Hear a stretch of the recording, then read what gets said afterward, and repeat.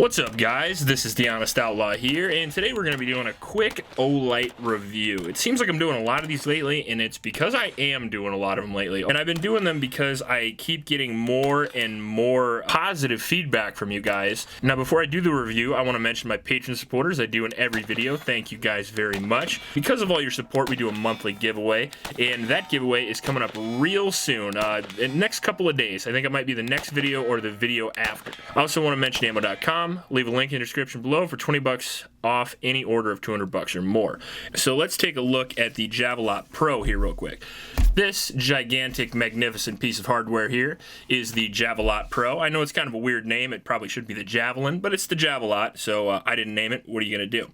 And it comes with the light, this QD mount here, which did come loose during the testing, but I didn't Loctite those, so that is my bad. If you put a little bit of Loctite in there, not a big deal. So you can see the light here, and it's made for a very specific design, which we're going to talk about here in a second. And it comes in this case right here, which is a nicer case than most Olights come in. It comes with the tape switch, which we'll talk about here in a second, so we might as well bring it out, and a couple other goodies, including a magnetic charger. So right off the bat, how you charge this thing is right there in the tail cap. It is a magnetic tail cap. You put a USB charger on it that comes with the light or any other Olight. I just used one that I had for my other lights because it was already plugged in. And you pop it on there, wait a little bit, and no need to buy batteries, which is pretty sweet. The Allen wrench right there. The tape switch, as you see here, is also magnetic, which in theory would be pretty cool, considering you could pop it on here like this onto my MK18 build, pop the tape switch on top, and go bananas with it. The problem with it, as you can see it works just fine, is that it is in fact magnetic, so if you were to pick it up in a hurry or something like that, you could pop it off because it's not secured, and then you wouldn't have a light when you absolutely needed it. So I personally did not run it with the tape switch in testing because I wouldn't run it with a tape switch in real life. If you like that kind of thing, more power to you. But personally, I did not. Now, what is this light designed for? Well, first, as you can see, it is not exactly an EDC light. It is very big. And, well, I shouldn't say very big. There's plenty of bigger flashlights, but it is certainly the biggest flashlight I've ever reviewed because I do a lot of tactical flashlights, weapon-mounted flashlights, EDC lights, that kind of thing. And basically what it's for is it's for tactical applications if you want to blind the holy bejesus out of somebody, but mostly it's for hunting. It's for like feral hogs, maybe groundhogs, anything that you can spotlight and do legally, because most animals you can't use a white light for legally, but some you can, in which case you would want a light with a lot of throw. It would also be really good for search and rescue applications, like if you were in the Coast Guard or if you were looking for a lost child, that type of thing. Because the real cool thing about the Javelot is that it has about 1,000-meter throw, which is incredible. And from my personal experience, that is what's advertised, the 1,000-meter throw. From my personal experience, it's not quite that far. It's about 600 to 800 meters in my testing. Now, we could see it at about 500 meters, as you can see here in a minute when I post the footage, but that was in the rain, and then when I took it out later, I could see about 650, almost 700 yards.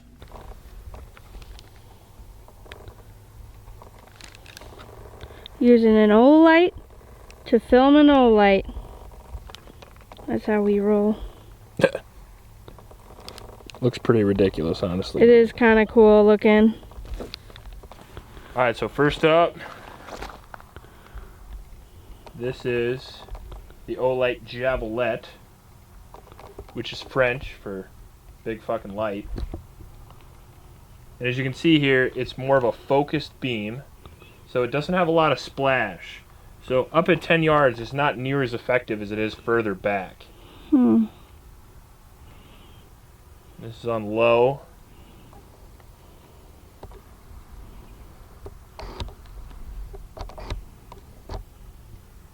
And this is high, obviously. And then for comparison out here, we have a Surefire X300 Ultra 1000 Lumen. What is it? This is the Surefire.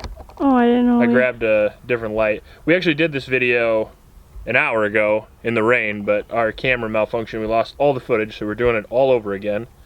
And this is the light I grabbed this time, the Surefire X300 Ultra 1000 Lumen.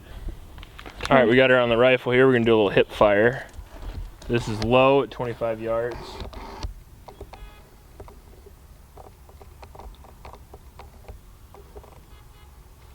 And this is high at 25 yards.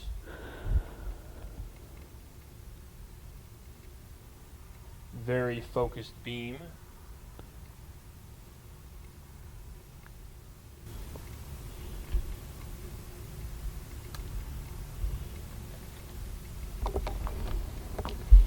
As you can see, the Surefire is starting to peter out a little bit as far as the focused beam. Even though it's a super powerful light, all this spill is starting to catch up with it a little bit at 25. Not quite as bright on the individual. Alright, so this is the Javelot at 50 yards. As you can see, still everything's clearly visible. If there's an intruder down there with a knife or a gun or a rabid pet chicken, we would be able to identify it really well, take care of the problem. But I think this is more of a hunting light really than a self-defense light, although it would work very well as a self-defense light. It's a little bit big, a little bit cumbersome, and it would be really good for hunting like feral hogs or something like that. Feral hogs, huh? Yeah, anything that's legal to spotlight. You know, maybe coyotes in your state or pests, rodents, raccoons. Because some hunting or some animals are not legal to use lights for. Most are not. Some are. Okay. In some states. Learning so much right now. But yeah, comparison. As you can see, it kind of illuminates the entire area. However, definitely dimmer towards the back. And the Surefire actually has new batteries in it. And it's kind of flickering a little bit. My camera's not really picking it up very much. Oh, really? As you can see, we're at about 90 yards or so. 100 yards behind us is kind of some more water. But at 90 yards, still incredibly bright. Very good hot spot. Any rabid chickens down there, we would totally be able to see it. Rain start coming back a little bit here, which makes it look a little bit cooler. But yeah, 100 yards, still very easy to see. You can see those little poppers. If I was a good shot and my red dot still worked, I could hit those 6-inch plates from here even. Alright, so now we got the Javelot on low. The what? The Javelot? Javelot? That's what they called it. I didn't name it. It's a little weird though. Who said French for big ass light? Now we got it on high here. As you can see, that first pole there's about 75 yards away. Then we got second pole at about 150. Third pole at about 225. Fourth pole 300. 375. 450. 525, and I can kind of maybe make out 600 yards now that it's not raining. Earlier when we did this, we can only see about 500, but I can see about 600 now that it's not raining too much. It can get all the way out to 1,000 meters is that it has a max performance of around 2,100 lumens. I'll say that again, 2,100 lumens. So it is pretty impressive in the lumen category. It has almost 300,000 candela, so 291,000 candela. A very impressive light designed for one thing. It doesn't have a lot of flood, it has a lot of throw. So it's designed to have a pretty intense beam. Think of like a 20-foot lightsaber shooting about 600 meters. So you're gonna have a tunnel of light shooting a very long way, as opposed to something like a Surefire X300 Ultra or something like that you're gonna have more of a floodlight that would encompass, let's say, a 40 to 50 yard range at about 100 yards of distance. So this is going to encompass about the same amount of distance width-wise the whole way. So it is a monster with throw, but it's not really a floodlight type of light, which would be helpful in a search and rescue or hunting type situation, especially if you wanted to freeze an animal by spotlighting them with an enormous amount of light. Now this is an LED light, and it does have a dual switch. You can see here, this is the tail cap. You have low if you press lightly, and you have high, the 2100s, if you really press down,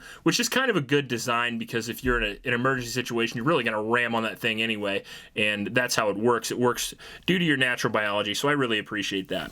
And now up here you have the secondary switch where you can change all the modes, and it comes with 4 different modes. I don't remember which ones they are, honestly, and I honestly didn't even test them because I just like the idea of the single 2, and I don't like the idea of messing around. Although if you want to, you can use this. But the cool thing I like about the secondary switch is that it does have a battery charge little level here. At about 75% up to 100%, it's green. From about 30% up to 75%, it's orange. And then from 25% and below, it's red. You can see here on the 63mm bezel, it does have some serrations. So if you wanted to, you know, muzzle check somebody with that, if you had to use it for a self-defense situation, baton them or whatever, it would work better than the average EDC light. However, this actually is a lot lighter than it appears. It appears very heavy. As you can see here, it's roughly about 10 inches long. So it's a very long light, but it is very light. It's under a pound. I didn't weigh it, but it's definitely under a pound. It's a lot lighter than I anticipated, so maybe I'll annotate the weight in the description below or something like that. But I did do several drop tests on this. I dropped it like 4 or 5 times by throwing it up in the air onto the gravel, which is where you see all these marks, and then I did drop it several times on the concrete as well.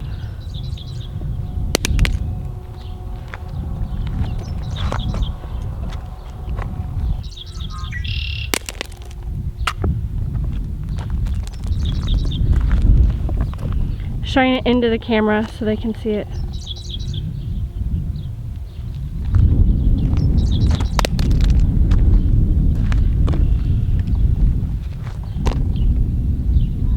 Yep. Second drop.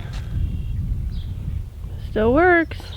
But you got an extra drop test out of it, and the light performed just fine out of that. You can see here it's all banged up from the drop test. I think I kicked around on the gravel too, just to see if it would hold up. If I wanted to use this light out in the field, what I would do is I would keep this most likely with this QD mount here, and I wouldn't keep it on my rifle. I would keep it in my kit, or I would keep it in a backpack in some way, and I would probably just clamp it down using the QD mount so I could use it whenever I needed it. But this is a little bit big for me personally to hang off a rifle, especially like a bolt action rifle. When I saw the footage of this being used on Olight's website, it actually reminded me of Caddyshack. I don't know if you guys have ever seen that, but when Bill Murray's hunting the gophers and he's got that ridiculous 1970s flashlight hanging off that Remington 700. I think it's a Remington 700. I haven't seen the movie in a while, but that's what it reminded me of. So I thought it would be a little bit cooler to put it on my Mark 18 build. Not only that, but to see if the blast from the Mark 18, which is extreme by the way, would blast and break the bezel, which it did not. And by the way, I've actually had that break several Surefire lights, so I was surprised that over about 300 or 400 rounds I shot out of this, because I just built this rifle and I really wanted to shoot it, so it was more just an excuse to shoot the rifle. But it also tested the durability of the lens. It didn't break it at all. So for its intended use, I think it's an excellent little light. I would not use this for EDC, and it wouldn't be my #1 choice for an everyday type of rifle. But if you wanted something that could really reach out and touch somebody with some light, like a search and rescue, or just to have it to shoot it at your friends or something, the light, not the gun. But if you wanted to go that way, it's a pretty decent light, and they're doing one of the flash sales again, June 20th. So by the time this posts, you'll be able to go down in the description and go to the Olight website and go to the link and all that, and you can get 30% off the light and 40% off the bundle, which comes with the tape switch and the QD mount. Tape switch I would probably say no to, but the QD mount works just fine. Make sure you use some Loctite though, and don't be an asshole like me, and it will work just fine. But overall, for the price of around $140 on sale, it's an extremely bright, very durable, well-made light. And the flat dark earth color is pretty cool too. I assume you can get it in black, but it looks pretty cool. The flat dark earth bronze looks pretty cool on my Mark 18 there. And I'll have a video on this rifle, since I got a lot of questions about it on Instagram, here pretty soon as well. And I'll also have a video coming out pretty soon commenting on Yankee Marshall. Yankee Marshall did a call out talking about the bill 1639 or something like that tonight, and wanted everybody to go out there and tell people to donate. And so if you go over to his channel, don't listen to the video, because it's just 16 minutes of ranting belligerently and not much is there. The problem with Yankee Marshall's videos is they're literally 30 seconds of good information and 20 minutes of him just being an asshole. But other than that, it's for a good cause. Go over to his video, go down there and click the donate page and tell him that you came from Honest Outlaw. I donated $100, and I'll be doing a video on it here shortly, so if you'd match that, you'd be doing a good service for the gun community out there. It's for 1639 is an all-encompassing gun bill that's starting in Washington, and it's backed by Bloomberg, and he's basically the Darth Vader of the gun world, so anytime we can throw a wrench in his fucking plans is a great time. So if you like this video, please like and subscribe. Please help out your local homeless shelters, and remember to recycle. I'll check you later.